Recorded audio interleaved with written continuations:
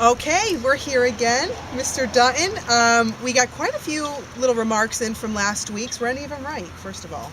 I believe the one that said it was at 77 Stafford Street. That was Kurt Brown. Very nice job. One of your former students, correct? Also, I don't know if you want to talk about this, but we did get... Okay. Go ahead. Whoa! What was it? What were we talking about? A class that you used to teach, the POD class? Yes. Problems of Democracy from Steve? Some people call it the problems of Dutton. But thanks to Steve just reminiscing about how he had Mr. Dutton back in his POD days. But Today's lesson, we're on the common, as you can see. A good friend of mine, Zeke Google, sent me this conundrum. His question was, we have a second Congregational church, but he doesn't know of any first. So the question is, how can we have a second without a first? I'm going to try and answer that today. Now you would suspect that it would be in the center of the village, our first village, which is here on Stafford Street. So the records say it was built 5/8 of a mile from where we're standing at the south end of the common. So we'll take a little trip and go that distance and get out and see what we can find. excellent, let's do it. We need to establish the fact, as my friend Zeke knows, there is no first Congregational church. So we're trying to solve that problem. Now, we believe, and records say, that it was 5/8 of a mile up Stafford Street on a little rise on the west side. So if you look in the background, you can see the little rise, and it probably was on your left-hand side, which would be the west side. And it's natural it would be a high spot on a hill. Now, in the past, there was no such thing as a church. It was only a meeting house, because they didn't really distinguish between church and state. It was all one, and everyone had to pay the minister with tax money, whether they went to church or not. The first church, it seems strange, however, although there were about 21 lots in this village, 50-acre lots, that there were only 13 women. So I'm not convinced of how religious they were, but they still had to pay the minister. And it took some while to build this meeting house. It probably wasn't built for a few years, as everyone was busy building his own establishment. Another interesting sidelight is the first minister was a man by the name of John Graham. Perhaps you remember his grandson Sylvester Graham, who in the 1840s, I believe, was a nutritionist and supposedly invented the Graham cracker. One of my favorites. Chocolate covered. Yeah, exactly. There were 3 churches on Stafford Street, and churches in those days, I can't say were built next to a cemetery. I should say a cemetery was always next to the church, but we do not see one here. However, if we go back a ways and take Furnace Hollow Road, the old Slaughterhouse Road, you will see the first cemetery, which if you turn to the west, you can't see it through the woods, but behind these houses is the cemetery. So it is relatively close.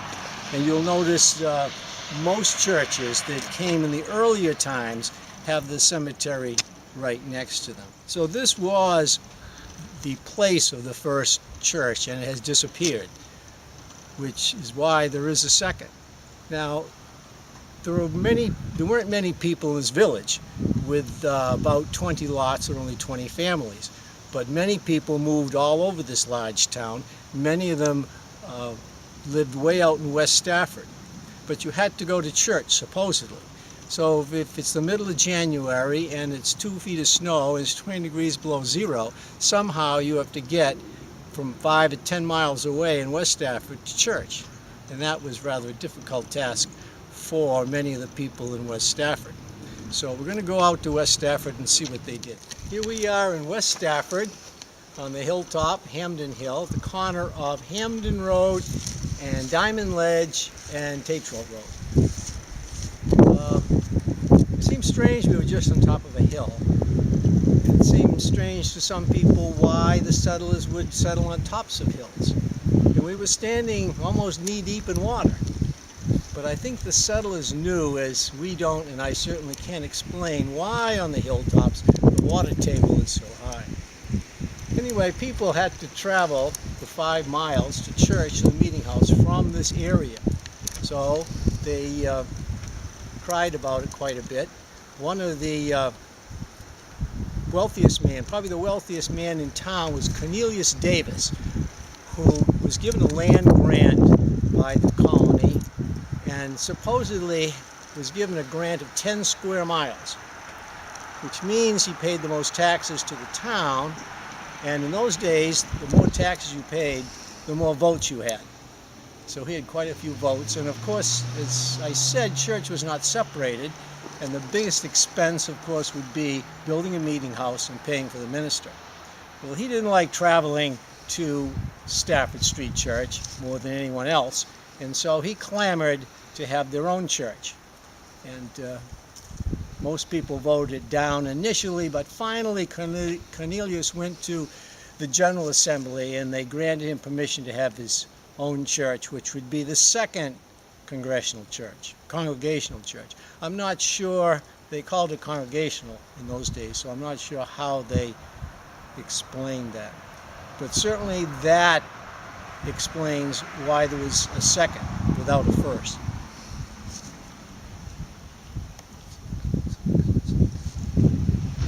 We would, ready? Yep. Or are you going to cut it here? No. Of course, being a cemetery, there has to be a church nearby and we don't see one. Well, at least in the old days, that was true. So the church must have changed places. And most of you know where the second Congregational church is. It's down in the hollow. All the churches have moved down into a hollow of some sort. So it would have been here. However, next we're going to see another cemetery on this hilltop as well. This is the so-called New West Stafford Cemetery. We perhaps should presume that another church was built close to this cemetery, or vice versa really. The church first and the cemetery later. It has disappeared as well. Hopefully you realize we're just skimming over maybe 1% of all this history. For West Stafford Church in particular, for a deep study, you might look at Joe Wadsworth's book on the West Stafford Church. For the first church on Stafford Street, perhaps the best book written was by Grobel, G-R-O-B-L-E, Dr. Grobel. We're here at the second Congregational church in West Stafford, and you saw it's rather a large building. The story is that it was moved down Hamden Hill to this spot. Well, it seems strange to me, although we do know the Egyptians built some pretty big things thousands of years ago, so it's possible that the colonials did this little tiny job of moving this church down that steep winding road of Hamden Hill. It might have been a smaller building at that. You can see the West Stafford Cemetery is behind us. It's hard to see through the woods there, but it's close to the church, as it should be. Because a question might arise to some people that St. Edward's Cemetery is far from St. Edward. So that's a good question. It deserves some good answers, but that's not our question for today. What is our question for today? Today's question is, name all the churches in Stafford.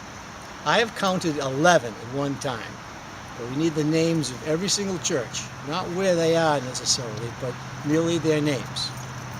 Okay, so you have until next Wednesday by 10 a.m. Send in your answers to MyStaffordSprings@gmail.com. Great. Another extravaganza. That's right.